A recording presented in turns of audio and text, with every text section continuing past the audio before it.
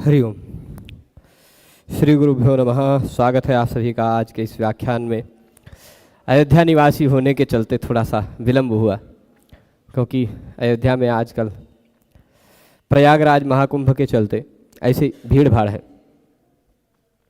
अयोध्या में भी राम पथ, जो अयोध्या की जीवन रेखा मानी जाती है, उसको पार करने नहीं देते हैं पुलिस वाले। तो किसी तरह फंसते फंसते पहुंच गए हैं अंततो गत्वा यहाँ व्याख्यान स्थल तक। तो अब चलिए शुरू करते हैं। हम लोगों ने कल इस काशिका वृत्ति का अध्ययन करते हुए अ इ उण इस सूत्र के अर्थ को समझा था। पहले दिन केवल मंगलाचरण जाना, दूसरे दिन अ इ उण सूत्र का अर्थ जाना।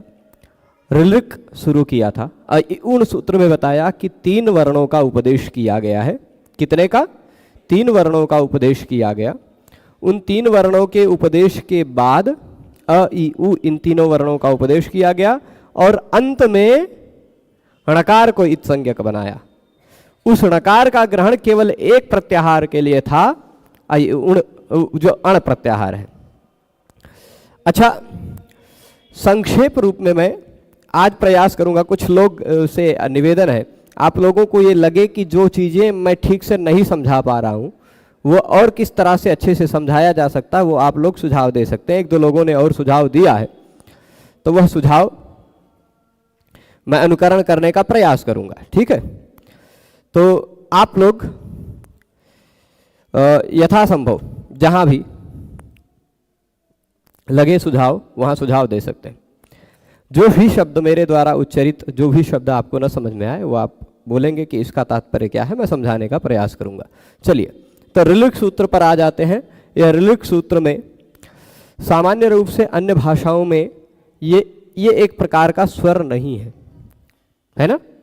हरि तो स्वर है, पर ये इस तरह का कोई स्वर अन्य भाषाओं में प्राप्त नहीं होता है, संस्कृत को छोड़कर, है ना? यह संस्कृत भाषा में मिलता है और स्वर है, शुद्ध स्वर है। ठीक है, क्यों है, कैसे है, ये सब कुछ हम समझेंगे। ऋलिक यह दूसरा सूत्र है। भगवान शिव जी ने जब ढक्का का नाद किया, डमरू बजाया, तो दूसरी बार जो ध्वनि निकली वो दूसरी ध्वनि ऋलिक है। ठीक है, इसमें इसका अर्थ बताते हुए काशिका व्याख्याकार कहते हैं, देखिएगा, ऋ और लि अंतिम वर्ण जो होता है ना, किसी भी 14 सूत्रों को हम पढ़ेंगे, 14 सूत्रों में जो अंतिम अक्षर होते हैं उनको कहा जाता है इत। क्या कहा जाता है? इत। अंतिम अक्षर सभी के। हम वर्णों की गिनती करते समय, अक्षरों की गिनती करते समय उनको नहीं गिनेंगे। ऐसा मत समझिएगा कि अभी तक हमने अ इ उण के 4, ऋलिक के 3, 7 वर्ण पढ़ लिए, ऐसा मत समझिएगा। अभी तक हम अ इ उण में 3 ही वर्ण पढ़े हैं। ण जो था वह अंतिम वर्ण, वह इत है, उसको वर्ण की गणना में नहीं गिना जाता है।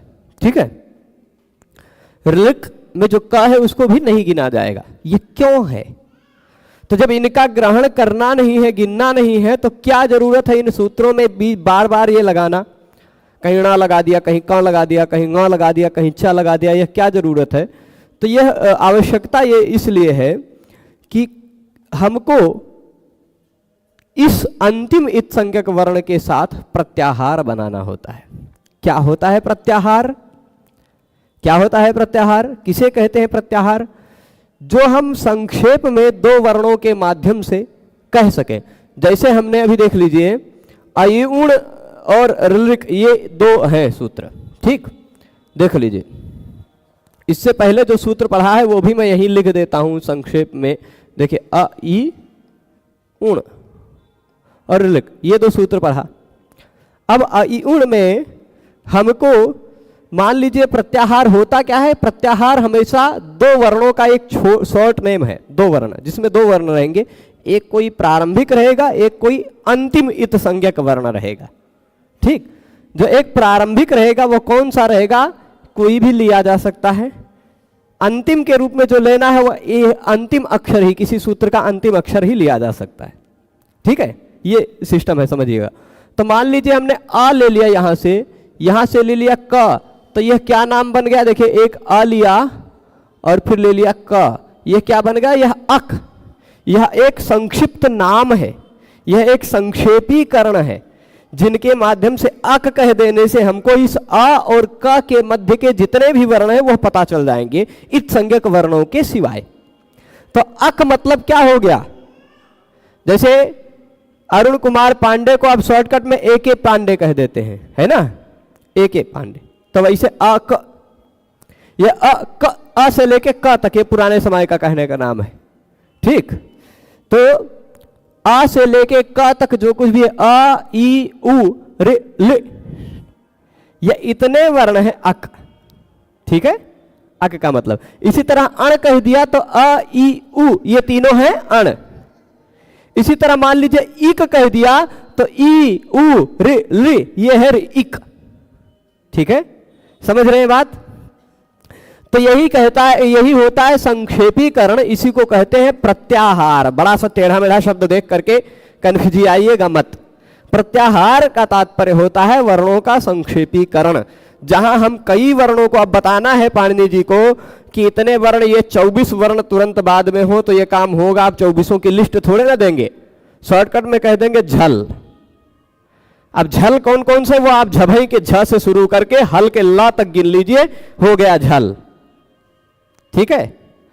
तो कहीं कहीं अल कह दिए, अयुण से लेके हल तक चले जाए, कोई भी वर्ण, सभी वर्णों को गिनेंगे थोड़े ना, शॉर्ट में कहना है, उनको संक्षिप्त में कहना है, कम शब्दों में कहना है। तो इसलिए रे ले, ये देखिए अब इसमें इस सूत्र में क्या है, रे ले इत्येतौ वर्णौ, रे ले इन दोनों वर्णों को उपदिश्य, उपदेश कर दिया। उपदेश करना मतलब कहना, ठीक। उपदेश कौन कर रहे हैं? जैसे मैं बोल रहा हूं, यह उपदेश नहीं है। व्याकरण शास्त्र में उपदेश उसी को कहा जा सकता है जो भगवान पाणिनि ने, जो भगवान कात्यायन ने या भगवान पतंजलि ने अपने शब्दों में कहा है, वही है उपदेश। तो यहां भगवान पाणिनि ने किनका किनका उपदेश किया? रि और लि, इन दोनों वर्णों का उपदेश किया ना। आप कहेंगे काहे का उपदेश क्यों नहीं किया? का उपदेश और पूर्वांश और पूर्व के वर्णों का भी उपदेश कर दिया है ना। पूर्व के वर्णों का कर दिया, वो बताया जा चुका है। पर पूर्वांश यहां फिर से क्यों कह रहे हैं पता है? अ ई उ और ये इतना लेना है हमको। पूर्वांश यानी पूर्व के भी वर्णों का उपदेश कर लिया, मान लीजिए। और अंते, इन सबके अंत में ककारम इतम करोति। ककारम, ककार क्या है? ये रहा ककार। ककारम, किसी भी वर्ण के बाद पार, ये कार प्रत्यय लग जाता है, वर्णात् कारः प्रत्यय है। अब आपको अकार, इकार, उकार, ककार ये सब बताते रहेंगे, शायद न समझे आप, तो मैं बता देता हूं किसी भी वर्ण के बाद कार प्रत्यय लगता है। अब ये वाली कार नहीं है जिससे हम चलते हैं, है ना। वैसी कार होती तो हमारे पास अब तक 50-60 कार तो अभी यही तुरंत बना लेते, है ना। तो अब ये जो कार प्रत्यय लगता है वह एक सूत्र है वर्णात् कारः। सूत्र क्या है? वर्णात् कारः। वर्ण से स्वार्थ में उस वर्ण के सूचक में कार प्रत्यय लगता है। यदि लग गए अकार, मतलब उसका मतलब क्या होता है? आ। इकार, उसका मतलब क्या होता है? ई। उकार मतलब उ। ऋकार रि। ककार क, ठीक। पर सब जगह कार नहीं होता है, र पर कार नहीं लगा सकते। रा दिफा, रा के बाद इफ प्रत्यय लग जाता है, इसलिए हम उसको र कार नहीं कहते, रेफ कहते हैं, रेफ, ठीक है। तो रेफ और अकार, इकार, उकार, ऋकार, लकार, उकार, जो कुछ भी करना चाहे वो सब सारे कार बना लीजिए आप, ठीक है। तो अंते ककारम यानी क को इतम करोति, इत संज्ञक है, इत है, ये मैंने कल भी बताया था। अच्छा, बहुत सारे लोग बार बार प्रश्न करते हैं कि कौन सा पुस्तक लेना है। मैं आपको बता दूं, शुरुआत में भी बोल दे रहा हूं, अंत में भी बोल दूंगा कि जो पुस्तक लेना है आपको इसको पढ़ने के लिए, वैसे यदि आप नियमित रूप से क्रमशः शब्दशः यही आंख गड़ाकर देखते हैं तो संभवतः आपको विषय समझ में आएगा ही पूरा। पर यदि आपकी यही अपेक्षा है कि हमारे पास पुस्तक भी हो, तो ये आग्रह रहेगा कि पुस्तक कभी ऐसा ना हो जाए कि आप घर पे बैठ के देख रहे हैं और पुस्तक पलटने लग गए, उतने में मैं जो कुछ बोला वो हट गया। तो जब तक मैं पढ़ा रहा हूं तब तक इस पर ध्यान रखें। उसके बाद अपने स्वाध्याय के लिए पुस्तक से समझने के लिए आप काशिका वृत्ति ईश्वर चंद्र जी की व्याख्या अच्छी है, वो ले सकते हैं। उसकी पीडीएफ मैंने इस वीडियो के डिस्क्रिप्शन में डाल रखी है, ठीक है, अंत में देख लीजिएगा। यदि नहीं मिलेगा तो इस वीडियो का डिस्क्रिप्शन में क्लास समाप्त होने के बाद मिल जाएगा। टेलीग्राम चैनल पर भी डाल रखा है, सरल संस्कृत व्याकरण.com नाम की वेबसाइट पर भी सब कुछ डाल रखा है, सारा चीज उसका पीडीएफ, ये जो पीपीटी बनी हुई है इसका भी पीडीएफ सब जगह मिल जाएगा, ठीक है। तो ये बार बार प्रश्न ना हो, उसके बाद भी बहुत सारे लोग पूछते रहते हैं। तो अब कह रहे अंते ककारम इतम करोति, क को इत क्यों कर रहे हैं? इत क्या है? इत वो होता है जिसको हम लोग गिनते नहीं हैं वर्ण के रूप में, पर बहुत प्रयोजन के लिए होते हैं, बहुत कार्य सिद्धि के लिए होते हैं। क्या क्या कार्य करेंगे ये लोग? इत एक संज्ञा है। इत संज्ञा क्या होती है? इत एक नाम होता है। जैसे किसी के घर में बेटा पैदा होता तो उसका कुछ नाम रख लेते हैं, पुत्र जन्म होने के बाद इसका नाम चिंटू, मिंटू, पिंटू ऐसे कुछ नाम रख देते हैं ना। तो ये सब पाणिनि जी के कुछ है, तो पाणिनि जी ने भी इनका नाम रख दिया इत। इत किसको कहा जाएगा? किसी भी सूत्र में, किसी भी धातु में, किसी भी जगह पर अंतिम वर्ण यदि हलंत व्यंजन आता हो तो उसको इत कहा जाता है। तो ये अंतिम वर्ण हलंत व्यंजन आ रहा है, इसको इत कहा जाएगा। ऐसा पाणिनि जी आगे परिभाषा में बताएंगे, पर समझ लीजिए एक नाम रख दिया, ठीक। जो अंतिम वर्ण आएंगे उसका क्या नाम है? इत। इत नाम याद रखिएगा। ये इतम जो उसी का द्वितीय विभक्ति का रूप लिखा इत मूलतः है, ठीक, इत कहा जाता है इसको। तो अंते ककार को इत संज्ञक के रूप में कर रहे हैं, वर्णित कर रहे हैं भगवान पाणिनि जी। किस लिए? फिर वही बताएंगे प्रत्याहारार्थम, ये सभी सूत्रों में बताएंगे। इत संज्ञक के वर्ण क्यों लिख रहे हैं, क को क्यों लिख रहे हैं, ये क यहां क्यों रखा? जब वर्ण दो ही गिनने हैं, रि और ली, तो फिर क क्यों रखा? तो कह रहे का जो है यह प्रत्याहारार्थम है, प्रत्याहार के लिए है। अच्छा जी, ये प्रत्याहार के लिए है, तो कौन कौन सा प्रत्याहार बनाता है ये तो बताइए। कौन कौन से प्रत्याहार इस का से बनते हैं? तो कहते हैं तस्य ग्रहणम, इस ककार का ग्रहण 3 प्रत्याहारों में होता है। कौन कौन से? भवति त्रिभिः, इस का ग्रहण 3 प्रत्याहारों में होता है। अच्छा, ऐसे बनाना चाहे तो आप अक, इक, उक, रिक भी बनाना चाहे बना सकते हैं, है ना। लेकिन पाणिनि जी ने, भगवान पाणिनि ने अपने सूत्रों में 3 का ही ग्रहण किया है। मनमर्जी तो आप 14 सूत्रों के अंतिम अक्षर से बनाना चाहें तो बहुत ही बना सकते हैं, लेकिन भगवान पाणिनि ने 42-43 प्रत्याहारों को ही अपने सूत्रों में कहा है, ठीक है। तो अब तक हम पहले सूत्र में अण प्रत्याहार पढ़े, दूसरे सूत्र में ऋलिक का 3 प्रत्याहारों से में ग्रहण होता है, 3 प्रत्याहारों से। इस का जो है ना, इस का ग्रहण कितने वर्णों के साथ हो सकता है? इससे पहले का मैं भी लिख दिया हूं। इस क का ग्रहण त्रिभिः, तस्य ग्रहणम भवति, उसका ग्रहण होता है, उसका ग्रहण होता है किसका? इस का जो प्रत्याहार के लिए रखा हुआ है का, इसका का ग्रहण होता है। कितने के साथ ग्रहण होता है? तो त्रिभिः, 3 वर्णों के साथ इसका ग्रहण होता है। 3 वर्णों के साथ इसका ग्रहण होता है। किन 3 वर्णों के साथ? तो कह रहे हैं देखो, अकः सवर्णे दीर्घः, अकः सवर्णे दीर्घः। यहां इस सूत्र में भगवान पाणिनि जी ये 6.1.101 नंबर सूत्र लिखे हैं। इस सूत्र में आपको दिखाई पड़ेगा यह क है ना, वह किसके साथ लिखा? उसको अ के साथ। ये रहा क, इस आ के साथ जोड़ करके अक बना लिया, ठीक। तो आ के साथ उसका ग्रहण किया है ना, अकः सवर्णे दीर्घः इति अकारेण। अकः सवर्णे दीर्घः नाम का एक सूत्र है, वो 6ठा अध्याय पढ़ेंगे तब उसका अर्थ बताएंगे। पर सामान्य रूप से यदि आपने व्याकरण पढ़ रखा होगा, लघु कौमुदी इत्यादि, संधि इत्यादि, तो ये सूत्र का पाला पड़ा होगा इससे पहले आपको, है ना। ये सूत्र आपकी दृष्टि में अवश्य आया होगा।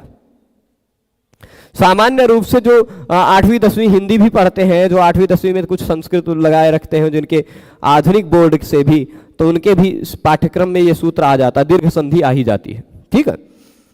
हालांकि इसके रहस्य को बहुत ज्यादा नहीं जानते हैं सब लोग, बहुत कुछ बातें नहीं जान पाते हैं, पर फिर भी है ये सूत्र। तो अकस्वर्ण दीर्घा इस सूत्र में अ के साथ इसका ग्रहण दिखाई पड़ रहा है कि नहीं दिखाई पड़ रहा है? अकारेण। अच्छा, और कहां कहां दिखाई पड़ता है?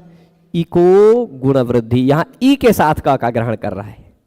इको गुण वृद्धि अभी 2-3 दिन बाद हम लोग पढ़ लेंगे, आएगा सूत्र, क्योंकि पहले अध्याय के पहले पाद में तीसरा ही सूत्र है ना? तो पहले अध्याय के पहले पाद में तीसरा ही सूत्र है। तो यह यदि सूत्र पाठ नियम माहेश्वर सूत्र में नहीं लगते जैसे संध्यादि, इसके मात्र माहेश्वर सूत्र में इत संज्ञा हलंत्यम से न हो सकेगी।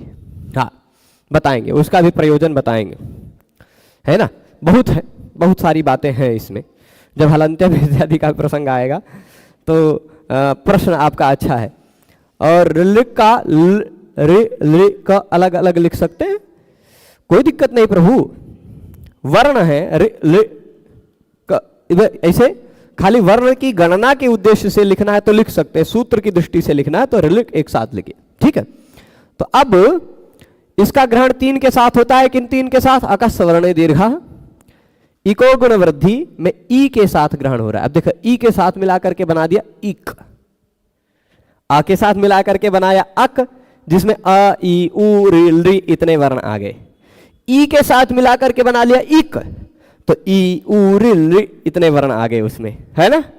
फिर उ के साथ मिलाकर के बना लिया उक, वो उगितश्च, जैसे वाक ईस वागीस बन जाता है, वैसे उक इत उगित बन जाता है। यहां उक छिपा हुआ है, उक, है ना? उक इतश्च, ये सूत्र है 4थे अध्याय में स्त्री प्रत्यय प्रकरण में। तो उगितश्च सूत्र जो है उक, इसमें उकारेण उ के साथ इसका ग्रहण किया गया। तो ऋलिक के क का ग्रहण कितने कितने वर्णों के साथ? देखिए, रि और ली, इन दोनों वर्णों का यहां उपदेश है, ये दोनों वर्णों का, और पूर्व के वर्णों का भी उपदेश हो ही चुका है। इन 5 वर्णों के अंत में अब ककार को इत संज्ञक कर रहे हैं। क्यों? प्रत्याहार के लिए। उस प्रत्याहार के लिए जो निर्दिष्ट का है, उसका का ग्रहण 3 वर्णों के साथ होता है। अक में अ के साथ, अकस्वर्ण दीर्घा सूत्र में, और भी कई जगह अक है ना? इको गुण वृद्धि इत्यादि सूत्रों में इको यणचि, एक एक खाली यहां संकेत कर रहे हैं, बाकी और है सूत्र, है ना? तो इको यणचि भी है इसी में। तो इको गुण वृद्धि इत्यादि सूत्रों में इकार के साथ उसका ग्रहण है। उगितश्च इत्यादि सूत्र में उकार के साथ उसका का ग्रहण है ना? उगितश्च में उ क दिखाई पड़ रहा है ना, का उ के साथ ग्रहण किया। तो इन 3 प्रत्याहार ऋलिक के क के साथ बनते हैं, ठीक? अब इसके बाद अब प्रश्न यहां से एक विषय उठता है लृ का। तो अब कह रहे हैं अकारादयो वर्णाः, चलिए अ जो है हम बहुत बार प्रयोग करते हैं, अ आ 18 प्रकार के अ जो हैं सबका हम बहुत प्रयोग करते हैं। अरुण में भी आ है, अमित में भी आ है, नहीं किसी का कुछ भी नाम है उसके नाम में अंतिम अक्षर अ है ही। जिसको लगता हो कि हमारे नमोआ में अ नहीं दिखाई पड़ता है, रोहित जी का नाम जैसे ले लीजिए, तो रोहित में भी अंतिम में अ, र ओ ह ई त अ, 6 वर्ण है ना रोहित में, तो अंतिम अ है। तो इसे अ इत्यादि वर्ण जो है वो बहुत प्रयोग होते हुए दिखाई पड़ते हैं ना। अ भी आपने देखा होगा, ई भी बहुत जगह देखा होगा, ई से इमली, उसे उल्लू इत्यादि भी पढ़ा ही होगा, है ना? तो जो कुछ भी बहुत प्रयोग मिलता है। अकारादयो वर्ण, अकार इत्यादि जो वर्ण है, अकार का मतलब क्या मैंने बताया है, अकार का मतलब अ, कार हटा लीजिए, जहां कहीं भी कार दिखाई पड़े ना, आजकल इतनी भीड़ भाड़ है कि कार घुसने को नहीं पाती है, तो वैसे ही व्याकरण में भी भीड़ है। कार मतलब उस कार को हटा के जो बचे वही वर्ण सूचक है। तो अकार में से कार हटाए मतलब अ। तो अकार आदयो वर्ण, अकार इत्यादि जो वर्ण है वो प्रचुर प्रयोग विषया, बहुत ज्यादा प्रयोग होता है। अच्छा बताइए, यहां कोई ऐसा व्यक्ति है जिसके नाम में अ ना हो? ऐसा कोई है? अपना अपना नाम में देख लीजिए, जिसके नाम में अ ना हो ऐसा कोई हाथ उठाइए। है कोई? कोई नहीं है? मैं जान रहा हूं, हमारी बिटिया है ना, उसके नाम में नहीं है अ, विदुषी। दूसर का नाम बोलेंगे तो उसमें है, प्रसन्ना आ है। पर ऐसा शायद ही कोई होगा जिसके नाम में अ ना हो, है ना। बहुत प्रचुर प्रयोग मिलता, मतलब ये तो हम छोटे से सैंपल को ले रहे हैं, इसी हॉल में 100 के आसपास जो लोग बैठे हैं उन्हीं सब में ही ये इतना पर्याप्त मिल जा रहा है अ का उदाहरण। तो पूरे संसार में कितना होगा। तो इसलिए कह रहे हैं अ इत्यादि जो वर्ण हैं उनका तो प्रचुर प्रयोग मिलता है, भरपूर प्रयोग मिलता है, कम नहीं, बहुत ज्यादा प्रयोग मिलता है। प्रचुर प्रयोग विषयाः, प्रचुर अत्यधिक प्रयोग के विषय हैं अ इत्यादि। अ का भी खूब प्रयोग मिलता है, ई का भी खूब प्रयोग मिलता है, उ का भी खूब प्रयोग मिलता है, री का भी खूब प्रयोग मिलता है। लेकिन होने के कारण, प्रचुर प्रयोग के विषय होने के कारण उनका सुज्ञान, उनका भली भांति ज्ञान, सुज्ञानम मतलब भली भांति ज्ञान, अच्छा ज्ञान, उपदेशे प्रयोजनम,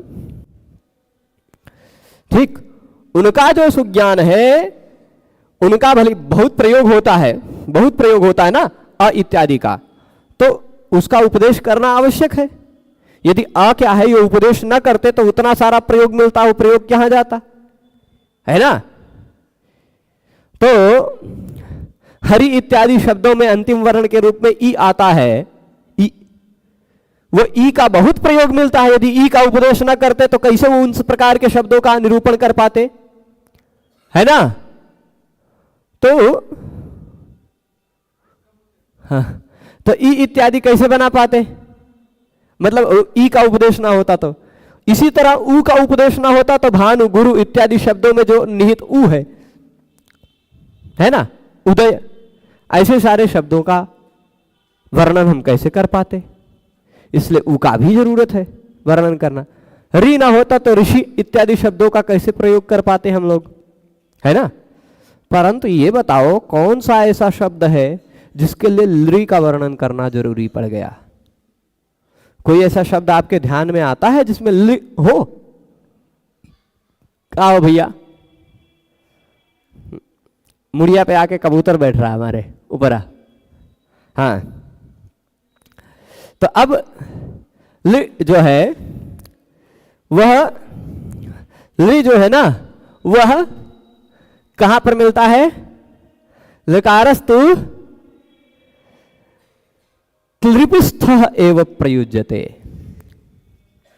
लृ को क्यों वर्णन किया? ऐसा भी नहीं है कि लृ का प्रयोग न करते, लृ का यहां ऋलिक सूत्र में ग्रहण न करते तो कोई शब्द बनने में दिक्कत आ जाती, ऐसा तो है नहीं।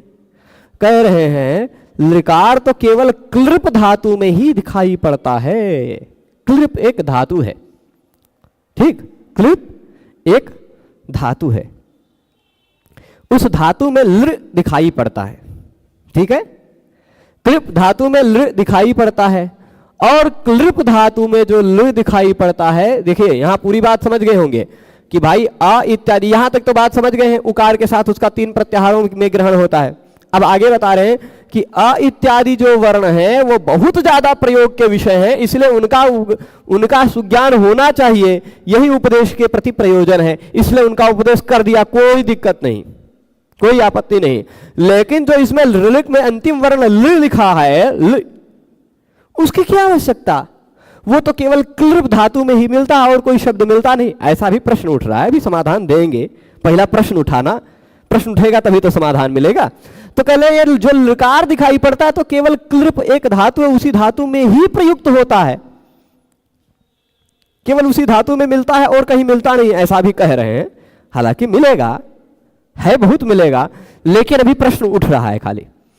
और जो एक क्लृप धातु में जो लृ दिखाई पड़ता है वो तो पूर्वत्रा सिद्धम इति लत्वम असिद्धम,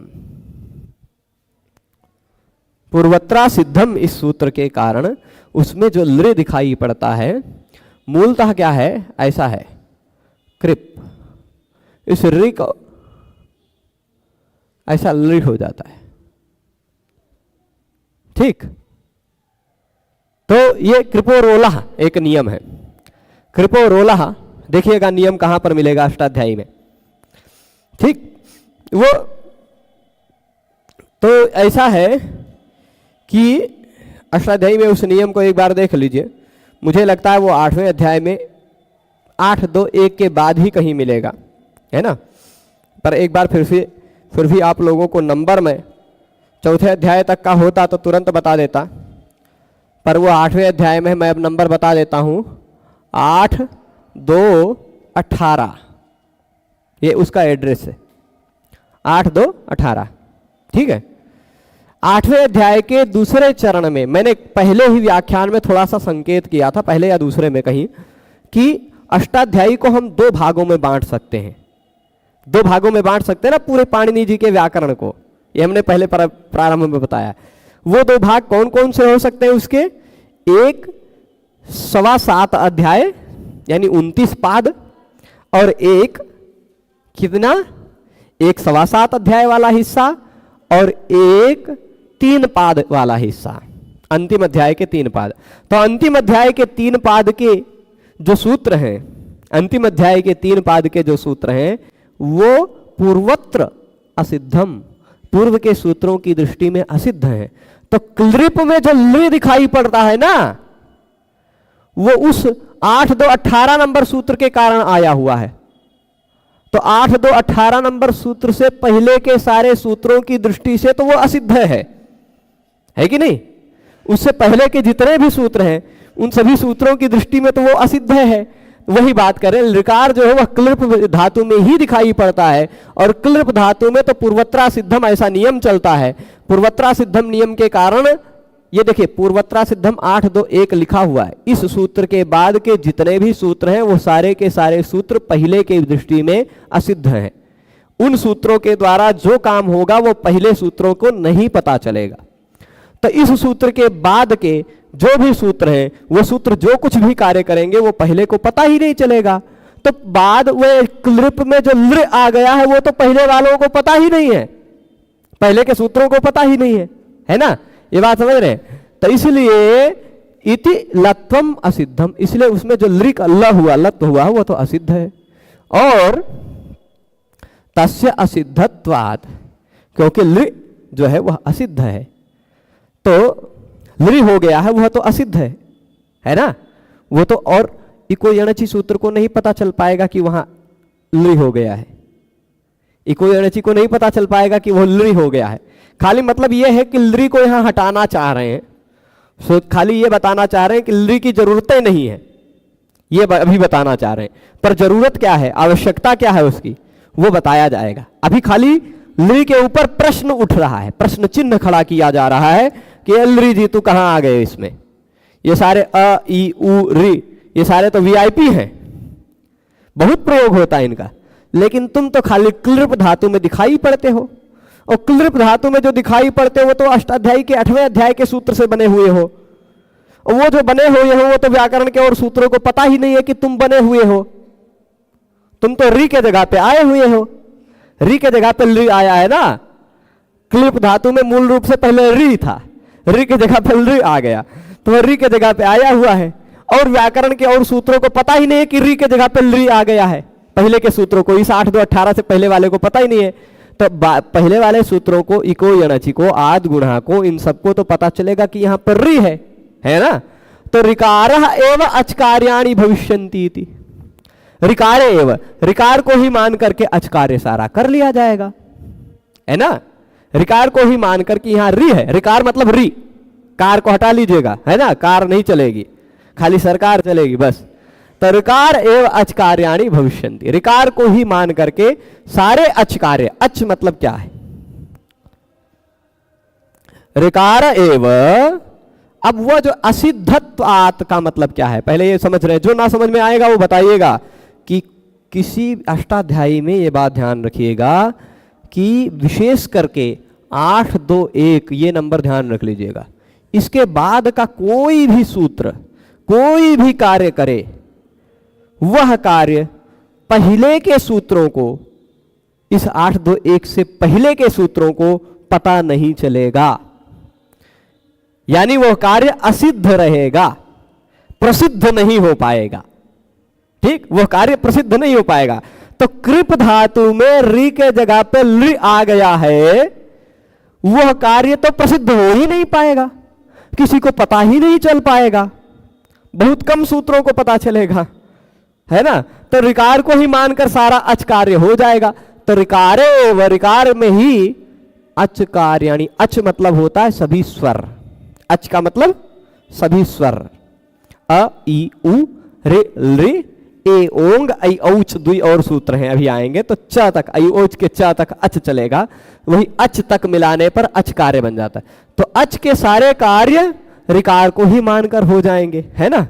भविष्यन्ति इति हो जाएंगे, इसलिए किमर्थम ऋकारः उपदिश्यते, ऋकार का उपदेश क्यों, क्या जरूरत है ऋकार की। प्रश्न उठाना, प्रश्न समझ रहे हैं कि भाई ऋकार जी आपसे पहले के जो 4 लोग हैं वो वीआईपी हैं, उनका खूब प्रयोग मिलता है, तुम्हारा तो खाली क्लिप धातु में प्रयोग मिलता है। और वो हम मान लेंगे कि री के जगह पे आ गए हो तुम, है ना, तो री के जगह पे आ गए हो तुम, यानी हम मान लेंगे कि वो री है, तुम नहीं हो, तो कहेंगे तो हम री, तो यदि व्यंजन मान ले तो संधि कार्य कैसे हो पाएगा, है ना, संधि कार्य कैसे हो पाएगा। कहेंगे नहीं भाई संधि कार्य कर लेंगे, हम उस ली को ली मनबे नहीं करेंगे, री मान लेंगे, क्योंकि ली हो गया है तो प्रसिद्ध नहीं है ना। तो इसलिए ऋकार जी तुम्हारा ग्रहण करने की आवश्यकता ही नहीं है। लत्व विधानाद्यानि पराण्यच कार्याणि तानि ऋकारे यथा स्युरिति। अब लत्व विधान इत्यादि जो पर कार्य हैं, पराणि अच कार्याणि, लत्व विधान इत्यादि बहुत सारे कार्य हैं, है ना। कौन कौन से कार्य हैं, वो कौन कौन से कार्य हैं वो यहां आएगा, लिस्ट देंगे। लृ के बाद जो लृ हो गया, उस लृ के और भी बहुत सारे काम हो सकते हैं। लत्व विधान, लृ के जगह पे ल हो जाता है ना, इको यणचि से लृ के जगह पे ल हो जाता है। हम संधि जब पढ़ेंगे तो हम ऐसा पढ़ेंगे कि लृ आकृति, ऐसा पढ़ेंगे कि यहाँ लृ के जगह पे ल हो गया, ये लत्व कहलाता है। इसको क्या कहा जाता है, लत्व। ये काम कब हो पाएगा, जब इसको इक मानेंगे, जब इसको स्वर मानेंगे, तभी तो हो पाएगा। तो लत्व विधान इत्यादि बहुत सारे ऐसे कार्य हैं। पराणि अच कार्याणि, पराणि और भी कुछ परे कुछ और कार्य हैं। अच कार्य मतलब स्वर वर्ण के स्थान पर होने वाले कार्य अच कार्य कहलाते हैं। अच कार्य का मतलब क्या है, अच मतलब स्वर, कार्य मतलब कार्य, स्वर के स्थान पर जो कार्य होता है वह अच कार्य कहलाता है। तो बहुत सारे ऐसे अच कार्य हैं, वो सारे अच कार्य लृकारे यथा स्युः, लृकार में भी हो जाएं, क्योंकि लृकार यदि लृकार को हम ऋलिक में ग्रहण नहीं करेंगे, यदि हम ऋलिक में लृकार ग्रहण नहीं करेंगे तो क्या दिक्कत आएगी, लृकार स्वर वर्ण नहीं हो पाएगा, लृकार इक नहीं हो पाएगा, इको यणचि नहीं हो पाएगा। जब लृकार इक नहीं हो पाएगा तो यण संधि के नियम नहीं लग पाएंगे, उसको स्वर नहीं माना जाएगा, है ना। ये सारी समस्याएं आएंगी। तो स्वर मान करके स्वर के कारण जो कार्य हो सकते हैं वो सारे कार्य लृकार को भी रहने पर हो, इसलिए लृकार को यहां ग्रहण किया गया। तो संस्कृत में लृकार भी एक स्वर है, ऐसा ध्यान रखिएगा। जो कार्य स्वर में हो सकते हैं वो सारे कार्य लृ में भी हो सकते हैं, ये बात विशिष्ट ध्यान रखिएगा, ठीक है। यद्यपि इसका प्रयोग बहुत कम है, पर विशिष्ट लोगों का प्रयोग बहुत कम ही होता है ना। तो कौन कौन से वो कार्य हैं भाई, कानि पुनस्तानि, प्रश्न पूछ रहे हैं कि जो पर अच कार्य आप कहना चाह रहे हैं वो कौन से ऐसे कार्य हैं जिस कार्य को करने के लिए आप लृ को यहां रख दिए, कौन से ऐसे कार्य हैं।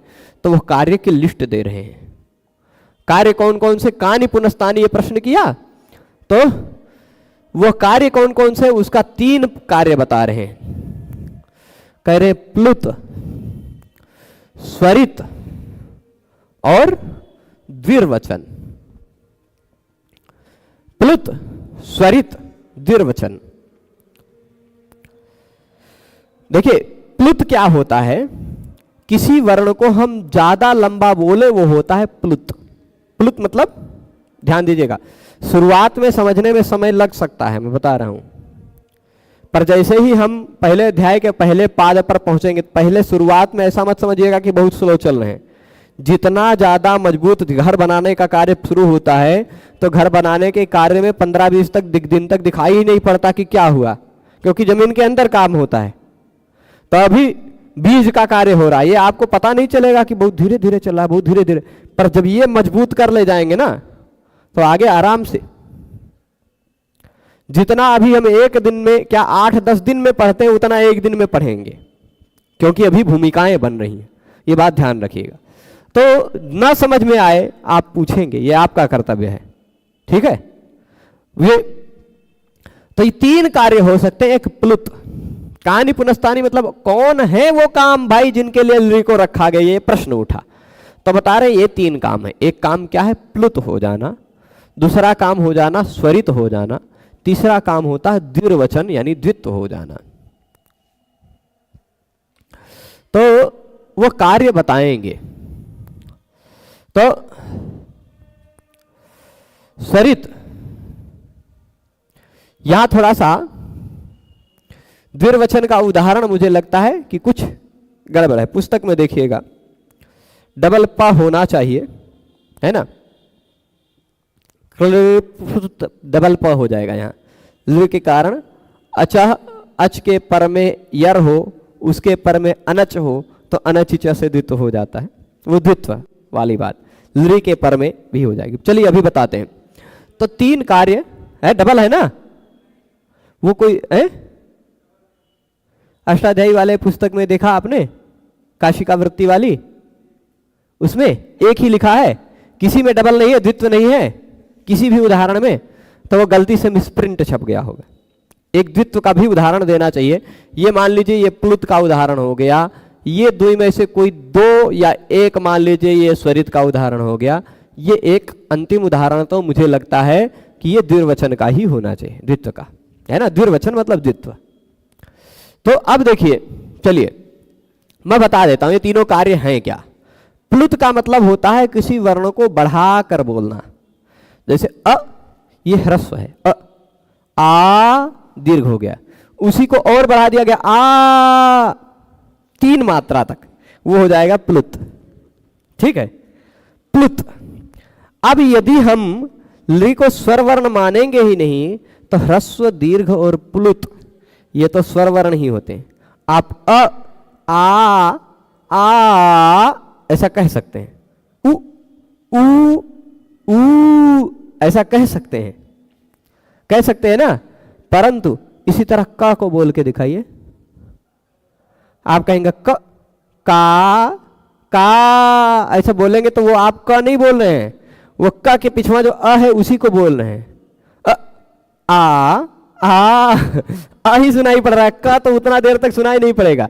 तो व्यंजन वर्ण तो प्लुत होते नहीं, व्यंजन वर्ण आधी मात्रा के होते हैं, स्वर वर्ण ही प्लुत हो सकते हैं, और लृकार भी प्लुत होता है। उसका उदाहरण ये क्लिप्त शिखा, ये उदाहरण मिल रहा है।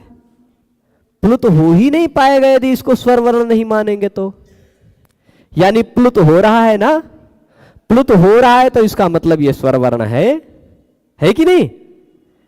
इसी तरह एक प्लुत कार्य हो गया। प्लुत कार्य का मतलब क्या है? किसी वर्ण को, जैसे मुर्गे को बोलते हुए सुना होगा आपने, कुकड़ा बोलता है कुक्कुटा, है ना, कुक्कुटा प्रातः वदति ना, कु कु कु, अंतिम वाला, अंतिम बार वह पहले बार ह्रस्व रहता है, उसका फिर दीर्घ रहता है, फिर प्लुत रहता है, कु कु, फिर उससे भी बढ़ के कु, वो वाला 3 वाला, है ना, सुना होगा आपने। तो वह जो तीसरा मात्रा है, तीसरी मात्रा है, वो प्लुत है। हम प्लुत किसी स्वर वर्ण को ही कर सकते हैं। हम लृ को प्लुत तभी कर पाएंगे जब उसको स्वर मानेंगे, और स्वर तभी मान पाएंगे जब लृ इत्यादि सूत्र में उसका ग्रहण होगा, क्योंकि शुरुआत में सारे स्वर वर्ण, बाद में सारे व्यंजन वर्ण, है ना, इसलिए स्वर मानना जरूरी है। समझ रहे हैं ना बात। तो इसलिए क्लिप्त शिखा में जो लृ के बाद 3 लिखा हुआ दिखाई पड़ रहा है, वो बता रहा है कि 3 मात्रा में इसका उच्चारण करना। 3 मात्रा क्या होती है? एक बार पलक झपकने में, ऐसे पलकों की गिराने में जितना समय लगता है उसको 1 मात्रा कहा जाता है। बोलने में भी उतना ही समय लगता है, ह्रस्व, ई, वो सब उतना ही समय लगेगा। लेकिन 2 बार पलक झपकने में जितना समय लगता है वो दीर्घ है। राम राम बोलेंगे तो राम में जो आ दिखाई पड़ रहा है वह आ दीर्घ है। पर 3 बार झपकने में जो मात्रा लगे, जो समय लगे, 3 बार पलक झपकने में जो समय लगता है उतना समय जिस वर्ण के उच्चारण में लगे वो प्लुत है। ठीक है, प्लुत समझ गए होंगे अब आप। हम प्लुत किसी स्वर वर्ण को ही कर सकते हैं, और लृ यदि स्वर वर्ण न होता तो ये कैसे प्लुत हुआ होता। ठीक है, उदाहरण मिलता है ऐसा।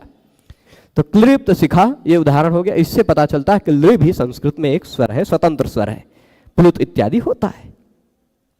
अच्छा, स्वरित। स्वरित होता है ऐसे स्वर को कहते हैं, हम कुछ वर्णों को ऊंचे से उच्चारण करते हैं, कुछ का नीचे से उच्चारण करते हैं। आपने और कुछ नहीं देखा होगा तो वेद पाठ होते हुए देखा होगा। वेद पाठ करते हुए वेद पाठी व्यक्ति ऐसे हाथ ऊपर ले जाता है, नीचे लाता है, ऊपर नीचे बीच में ऐसे सब चलाता है ना। हाथ देखा होगा। वह क्यों करता है? क्या आवश्यकता उसको करने की? उसके स्वर के उच्चारण सही हों, है ना। आप ऐसे ऐसे बोलिए, दोनों अ में अंतर है, दोनों की ध्वनि में। आप शरीर को ऊंचे करके ऐसे शरीर के आयाम से यदि उच्चारण करते हैं, अलग स्वर होता है, ऐसे करके अलग स्वर होता है, ऐसे में सामान्य स्वर होता है, सम स्वर होता है। ठीक है, तो ये स्वर के 3 प्रकार होते हैं। जिनका ऊंचे से उच्चारण किया जाता है वह उदात्त, जिनका मध्य से होता है स्वरित, नीचे से होता है वह अनुदात्त। वेद में ये सारे विशेष प्रयोग में आते हैं, लोक में बहुत ज्यादा नहीं। लोक में पाणिनीय व्याकरण में कुछ कुछ हिस्सों में दिखाई पड़ेंगे, पर अन्य हम लोग समझ नहीं पाते। आजकल उस तरह से स्वर ड्रेसिंग किए हुए टेक्स्ट नहीं मिलते। यहाँ जैसे ऐसे इसको लगाया जा सकता था, ये क्लिप्त, ये ऊपर स्वरित का चिन्ह है। ऊपर खड़ी हुई जो एक रेखा होती है वैदिक मंत्रों में आपने देखी होगी, वो मान लीजिए वो स्वरित है। कभी वेद के टेक्स्ट पढ़े होंगे, यजुर्वेद इत्यादि के, तो नीचे ऐसी पड़ी हुई रेखा दिखाई पड़ जाती है, या ऊपर खड़ी हुई रेखा दिखाई पड़ जाती है। नीचे पड़ी हुई रेखा जो दिखाई पड़ती है वह है अनुदात, ऊपर जो खड़ी हुई रेखा दिखाई पड़ती है वह स्वर है स्वरित, और जिस पे कोई रेखा नहीं दिखाई पड़ती है वह है उदात। ठीक है, यही वेदों की पहचान है, वेदों में स्वर की पहचान है। सामवेद में हालांकि अलग है, सामवेद में 1 2 3 ऐसी संख्या लिखी हुई रहती है सामवेद के स्वरों में। वहाँ 1 लिखा है तो उदात्त, 2 लिखा है तो स्वरित, 3 लिखा है तो अनुदात्त। ठीक है, तो ऐसा स्वर प्रक्रिया। तो स्वरित का मतलब होता है, स्वरित भी हमेशा स्वर वर्ण होता है। स्वर ह्रस्व दीर्घ, ये कह रहे हैं उदात्तश्चानुदात्तश्च स्वरितश्च स्वरास्त्रयः, ये 3 स्वर हैं। स्वरित केवल स्वर वर्ण ही हो सकता है, व्यंजन उदात्त अनुदात्त स्वरित नहीं हो सकता। व्यंजन वर्ण ना तो उदात्त हो सकते, ना तो स्वरित हो सकते, ना तो अनुदात्त हो सकते हैं। ये जो उच्चारण करना है वह स्वर वर्ण का ही उस तरह से होगा। क हलंत क ऐसा नहीं उच्चारण कर सकते। ठीक, तो इसलिए स्वरित भी होता है। उदात्ताद अनुदात्तस्य स्वरितम, ऐसे कुछ सूत्र मिलेंगे। उदात्त के बाद अनुदात्त आता हो, देखिए ऐसा कौनो वर्ण है जिसका ऊंचे से उच्चारण करना है, उसी के तुरंत बाद ऐसा कौनो वर्ण आ जाए जिसका एकदम से नीचे से उच्चारण करना है। तो एकदम ऊंचे से उच्चारण करना था, एकदम नीचे से उच्चारण करना था, तो ऊंचे से नीचे उतरते उतरते कभी कभी ये उच्चारण में लय में वो बीच से हो जाया करता है। वही नियम है, उदात्त से के बाद अनुदात्त आए तो उदात्त के तुरंत बाद आने वाला अनुदात्त अनुदात्त नहीं रह पाता, वो स्वरित बन जाया करता है। ठीक है, ये नियम है। तो अब लृ यदि स्वर नहीं रहेगा तो उसको उदात्त या अनुदात्त या स्वरित नहीं कर पाएंगे, है ना। तो ये स्वरित इत्यादि विधान हो सके, प्रक्लिप्तः क्लिप्तः इत्यादि में हो सके, इसलिए आवश्यकता है लृ का भी ग्रहण करने की। यहां द्वित्व भी हो सके। नियम क्या है देखिएगा, पहले हो कोई स्वर वर्ण, ठीक, कोई स्वर वर्ण हो, उसके तुरंत बाद हो, ये एक नियम है सामान्यतः, उसके तुरंत बाद हो यर। यर मतलब जानते हैं, यर यर होता है, ह को छोड़कर सारे व्यंजन यर हैं, है ना। ह को छोड़कर सारे व्यंजन, ह या वरट के या से शुरू होकर शशर के र तक जाता है। तो ह के सिवाय कोई भी व्यंजन हो, है ना, पहले हो स्वर, उसके बाद ह से ह के सिवाय कोई भी व्यंजन, और उसके बाद फिर तुरंत अनच मतलब स्वर ना हो।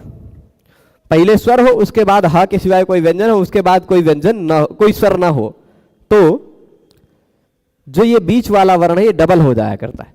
तब ये देखिए ये ल स्वर है, उसके तुरंत बाद ये प व्यंजन है, यर है ना, उसके तुरंत बाद फिर से अनच यानी स्वर वर्ण नहीं है, प के बाद त है। तो ये जो प है ये डबल हो जाता है।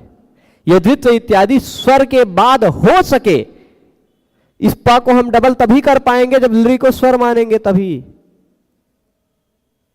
है ना। स्वर नहीं होगा तो कैसे डबल होगा, क्योंकि ये फॉर्मूला ही नहीं लगेगा, है ना। तो इसलिए ये सारे कारण हैं। ये तो हो गया प्लुत करना है, लृ को प्लुत तभी हो पाएगा जब उसको स्वर मानना पड़ेगा और इसलिए उसका ग्रहण करना पड़ेगा। लृ को स्वरित तभी माना जाएगा, हो पाएगा जब उसको स्वर माना जाएगा। लृ के कारण द्वित्व इत्यादि कार्य तभी हो पाएगा जब लृ को स्वर माना जाएगा, है ना।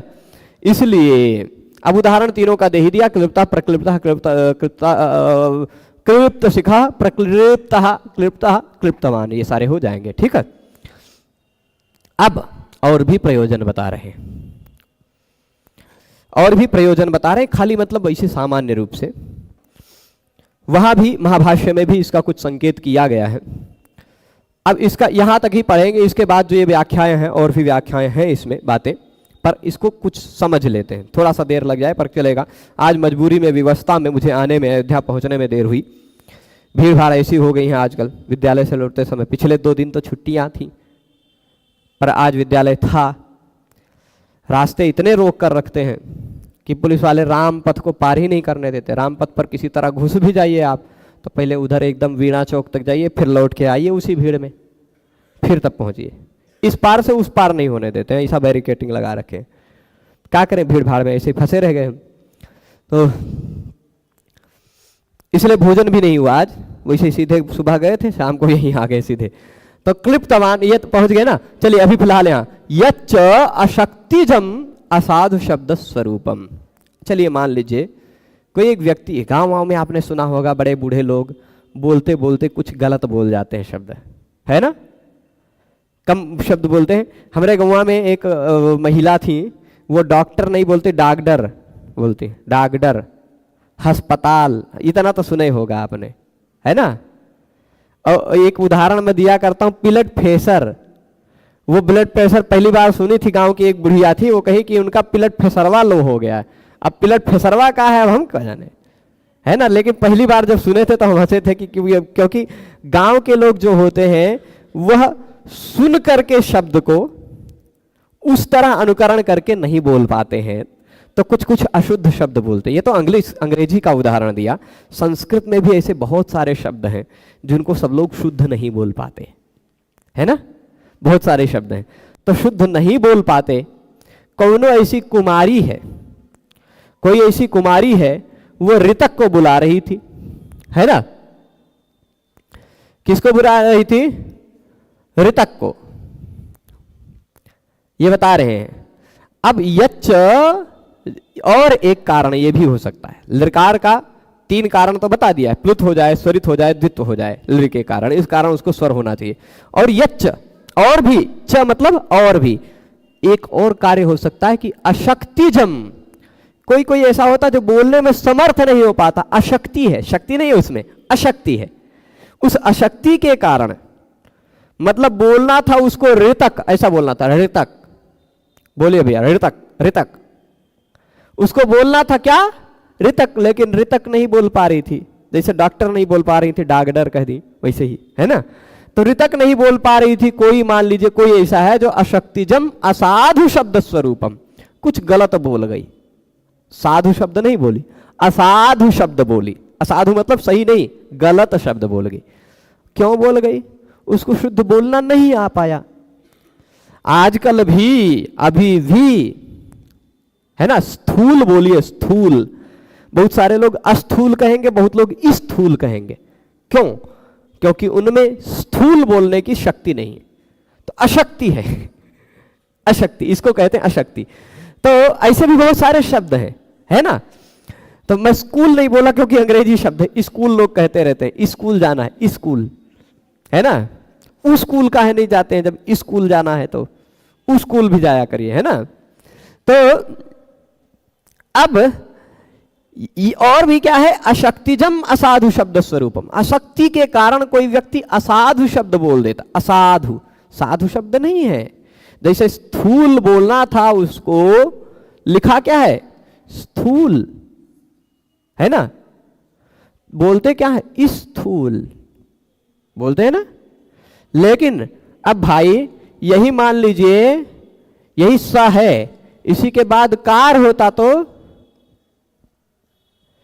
अब यही पुरस्कार होता तो तब तो शुद्ध बोल रहे हैं पुरस्कार। अगर वहां आ का सहयोग मिल जाता है बोलने में, है ना, पुरस्कार, तब पूरा इस कार तो नहीं बोल रहे हैं, है ना, पूरा इस। लेकिन और कहीं बोलना हो तो गलत होता। तो अशक्तिजम, अशक्ति के कारण असाधु शब्द कोई बोल गया। अब कोई कोई गलत बोलता है, तो जैसे हम किसी का अनुकरण करके बता रहे हैं कि कोई स्कूल बोलता है, कोई उस स्कूल बोलता है, कोई स्थूल बोलता है, ऐसे हम बोलते हैं ना, जैसे हम बता रहे हैं, वैसे कोई व्यक्ति ने कि उसका अनुकरण कर लिया, है ना। जैसे अभी हमारी बिटिया ही है, कुछ कुछ बोलते हैं हम, बोलते समय कुछ अगर मान लीजिए कि अब वो शुद्ध बोलना शुरू की है, थोड़ा थोड़ा वो बोलते समय उसके जीभ से तुतली बात कुछ निकल जाती है, तो अरे मैं ये तो ऐसा बोल दिया, फिर सुधार लेती है वो खुद से, है ना। तो वो परसों भी हंस रही थी, ऐसे ही करते हैं। तो क्या कहते हैं, उसका अनुकरण करना। तद अनुकरण से साधुत्वम इष्यते, उसके अनुकरण की भी साधुता मानी जा सकती। अनुकृत शब्द सही माने जा सकते। जैसे मान लीजिए आपने किसी एक महिला ने, मैं उदाहरण दे रहा था, स्थूल बोलने की जगह किसी एक महिला, क्या कहें, नहीं तो कुछ लोग स्त्रीवादी आ जाएंगे, कहेंगे आप स्त्रियों को ही आक्षेप कर रहे। किसी एक व्यक्ति ने मान लीजिए, है ना, स्थूल बोलना था, उसके जगह पे स्थूल बोला। क्या बोला, स्थूल। तो हम ऐसा कह सकते हैं ना कि अमुक व्यक्ति ने स्थूल बोला, हम ऐसा कह सकते हैं। अब हम ऐसा बता रहे हैं तो हम अशुद्ध बोल रहे हैं, ऐसा नहीं कह सकते, हम तो सही बोल रहे हैं ना। अब मान लीजिए हमारे सामने खड़े हुए एक व्यक्ति ने कह दिया स्थूल, अब हम बोल रहे हैं कि देखो इसने स्थूल बोल दिया। हमने क्या कहा, इसने स्थूल बोल दिया। हम बोल रहे तो हम तो गलत नहीं बोल रहे हैं ना, हम तो सही बोल रहे हैं। हम ये बता रहे हैं कि उसने स्थूल बोलने की जगह स्थूल बोल दिया, पर हमारा पूरा कथन सही है। तो अनुकृत शब्द शुद्ध होते हैं। ये इससे ऐसे आवाज आई चट, इस आवाज को कोई शब्द नहीं कहा जा सकता। लेकिन मैं यदि ये कोई चट कोई शब्द नहीं है, पट खट ये सब कोई शब्द नहीं है, लेकिन मैं ऐसा कह सकता हूं। ढम कोई शब्द नहीं है, लेकिन ढोलक बजाएंगे तो आएगा ढम। हम कह सकते हैं कि ढोलक से ढम ढम आवाज आती है, कह सकते हैं ना। तो ये जब कहना हो गया, ये अनुकरण शब्द, अनुकृत शब्द शुद्ध शब्द माने जाते हैं। अनुकृत शब्दों की भी अस्तित्व, उनका भी अस्तित्व है संस्कृत में, ठीक है। तो मान लीजिए वह अनुकरण जो किया गया, उसका अनुकरण किया गया, जैसे हम इससे ऐसे किए, आवाज आई क्या, कुछ लोगों को सुनाई पड़ा होगा टक, किसी को चट, किसी को पट, कुछ अलग अलग सुनाई पड़ा होगा, है ना, जो ने सुन लिए। तो आप कहेंगे कि टेबल से टक आवाज आई। क्या कहेंगे, टेबल से टक आवाज आई। टक, आपने उस ध्वनि का अनुकरण किया है, अनुकरण किया, इसी को अनुकरण कहा जाता है। तद अनुकरण से, उसके अनुकरण की भी साधुता होनी चाहिए, उसके अनुकरण को भी साधु शब्द हम मान सकते हैं। किसी व्यक्ति ने अपनी अशक्ति के कारण गलत बोल दिया, तो हम ये बताने के लिए, भैया आप ऐसा बोल रहे हो, ऐसा गलत है, ये सही है, ये जो हम बता रहे हैं, तो उसके अनुकरण को को साधु मान सकते हैं, उसके अनुकरण को साधु मान सकते हैं। और तत्स्थस्यापि लृकारस्य आचकार्य प्रतिपत्त्यर्थम लृकारोपदेशः क्रियते। अब बता रहे हैं, मान लीजिए हम ऐसा कह रहे हैं, एक कुमारी थी, क्या नाम था, कुमारी, यहां आ रहा है कुमारी लृतका लिखा हुआ है, तो अब समझ लीजिए कोई एक कुमारी है, उसने बोलना था ऋतक, है ना, कौन रिश्तेदार रहा होगा उसका, ऋतक, पर ऋतक नहीं बोल पाई, ऋतक की जगह ऋतक बोल गई, ऋतक, थोड़ा सा मिलता जुलता, ऋ एक दूसरे के सवर्ण है ना। तो ऋतक बोलने की जगह पर ऋतक बोल गई, तो अब हम ऐसा कह सकते हैं ये कुमारी तो ऋतक बोल गई, कह सकते हैं ना, कुमारी ऋतक इति आह, कुमारी ऋतक इति आह, ऐसा कह सकते हैं कि नहीं कह सकते हैं? कह सकते हैं ना। तो अब उस कुमारी और ऋतक में, अब हम कुमारी में है ई, ऋतक में है लृ, है ना। ई के बाद लृ हो, ई के बाद कोई स्वर हो, असवर्ण स्वर, तो इको यणचि से यण हो जाया करता है, होता है कि नहीं। यदि इस लृ को हम स्वर वर्ण ना माने तो ई के बाद स्वर संधि हो ही नहीं पाएगी, नहीं हो पाएगी ना। तो अशक्ति से किसी ने ऋतक की जगह लृतक बोल दिया, पर उस लृतक में जो लृ है उसको भी हम स्वर मान सके, इसलिए भी ऋलिक में लृ की आवश्यकता है, क्योंकि वो स्वर है। और यदि स्वर है तो स्वर कार्य स्वर संधि हो सकती है ना। तो जैसे देख लीजिए, तत्स्थस्य, उस अनुकरण जो किया गया, उस अनुकरण में स्थित जो लृ है, अनुकरण में स्थित लृ है, ऋतक की जगह बोल दिया लृ, ऋतक, ऋतक की जगह क्या बोल दिया, ऋतक की जगह बोल दिया लृतक, है ना।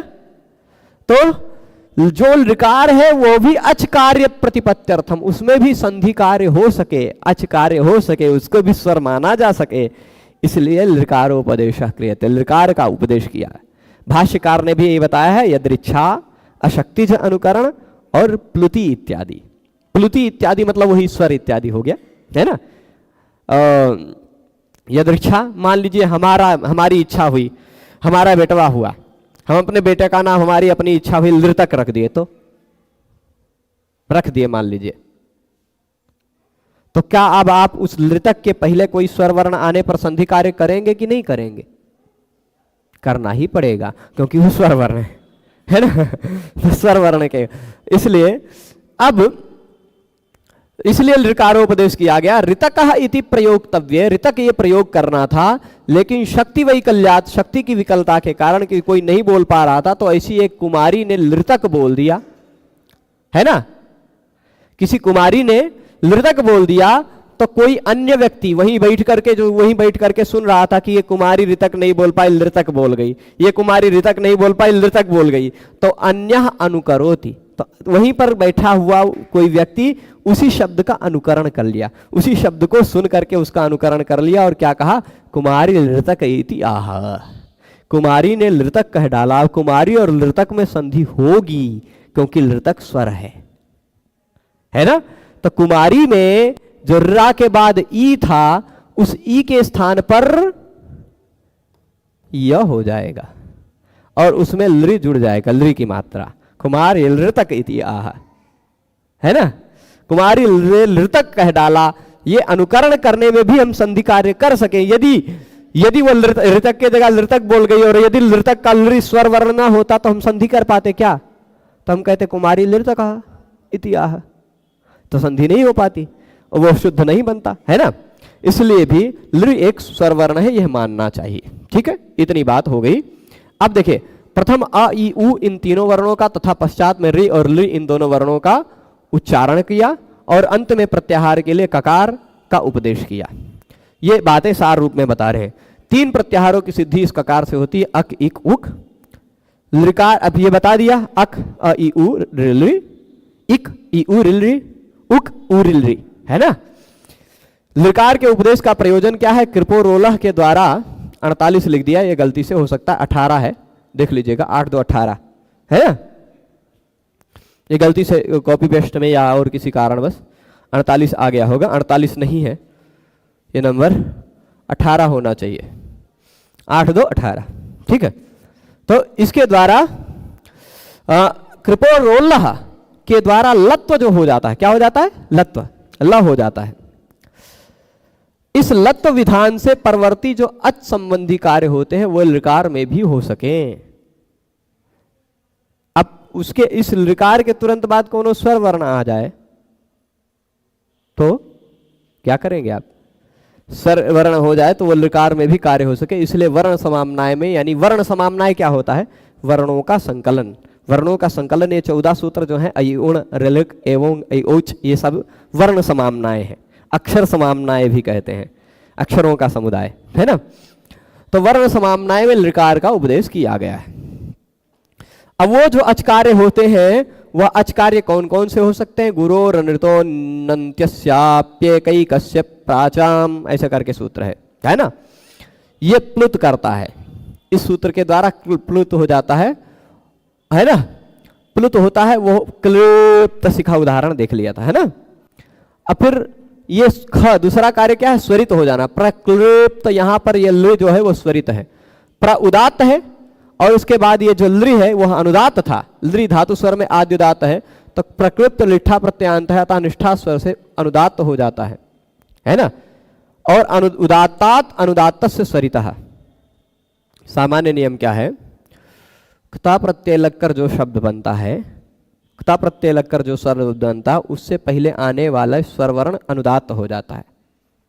तो ये लृ अनुदात था, ये प्र का आ उदात्त था, आ के बाद लृ आ रहा है, आ के बाद लृ आ रहा है ना, ये उदात्त के बाद अनुदात्त आ रहा है, तो निष्ठा प्रत्यांत होने के कारण ही अनुदात्त है, ठीक। और अनुदात्त उदात्त के बाद अनुदात्त आ रहा हो तो वो स्वरित हो जाता है, ये मैं संकेत कर चुका हूं, इसलिए लृ स्वरित हो जाए। यदि यह उदात्त ये स्वरय ना होता तो ना तो रहता उदात्त, ना तो रहता अनुदात्त, ना तो हो पाता स्वरित, है ना। तो स्वरित इत्यादि हो सके इस कारण भी यहाँ इसको ग्रहण किया गया। ये बात हो गई, स्वरित न हो पाता यदि इसको स्वर में ग्रहण न करते। अब प्रथम अ इ उ इन वर्णों का तथा पश्चात ऋ इन दो वर्णों के उच्चारण करके अंत में प्रत्याहार के लिए ये हो गया। ये बात फिर से दोबारा आ गई, दोबारा पेज आ गया है ना। प्लुत इत्यादि वो संभवतः वो कुछ बातें छूट गई हैं, कोई बात नहीं। तो कुछ बातें जो छूट गई हैं देख लूंगा, व्याख्या की, हिंदी की व्याख्या की ही कुछ बातें छूटी होंगी। मूल तो हमने ऋलिक सूत्र पढ़ लिया है। ये ओंग सूत्र से आगे के विषय क्या हैं उनको हम लोग कल पढ़ेंगे। आज इस विषय को यहीं संपन्न करते हैं, क्योंकि प्रवक्ता, अब देखिए कुछ प्रश्नों का जल्दी से। द्वित्व का उदाहरण मूल काशिका में पीछे व्याख्या में दिया, क्लृप्तवान, बिल्कुल मूल काशिका में मिलेगा ही। तो अन्य कोई भी वर्ण हो सकता है ना, और का ही संज्ञा वर्ण क्यों लगे वो भी बताया जाएगा। अन्य कोई वर्ण क्यों नहीं हो सका, बहुत अच्छी बात है। देखिए मैं अब किसी परीक्षाओं की तैयारी नहीं करता हूं, मैं जो पढ़ा रहा हूं मुझे मैंने लक्ष्य लिया है 1000 ग्रंथों को यहाँ आप सबके माध्यम से, आप सब तक पहुँचाना डिजिटल माध्यम से। तो वह जो लक्ष्य है वो बहुत विशाल है, बहुत बड़ा है, और उसके लिए फिर मैं किसी परीक्षा की तैयारी के आधार पर पढ़ाऊँ जिसको पढ़ाने वाले सैकड़ों लोग हैं। चौपट हो गया, जल्दी से चालू कीजिए। ये नहीं चालू हुआ था आज, इन्वर्टर नहीं टिपाया था, गया।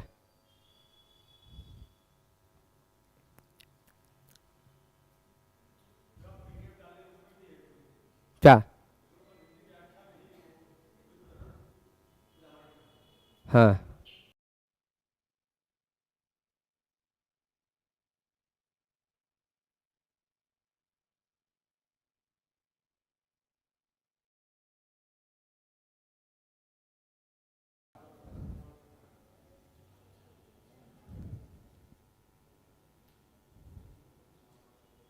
हरिओम।